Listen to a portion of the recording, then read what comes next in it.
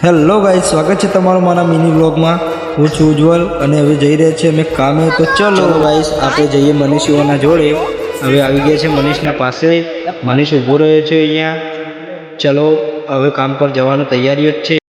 Hello guys, અમે આવી ગયા છે પાછા કામ ઉપર। ભાકરપુર કામ ચાલી રહ્યું છે અમારું અને માલબાલ કપાઈ ગયો છે।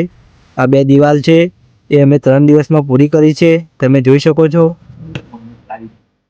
માલબાલ ખોપાઈને તૈયાર થઈ ગયો છે, પાણી વેડાઈ ગયું છે ગાઈસ। હવે ચલો 12 વાગી ગયા, કામ બામ પૂરું થયું, અમે હવે ઘરે જઈ રહ્યા છીએ।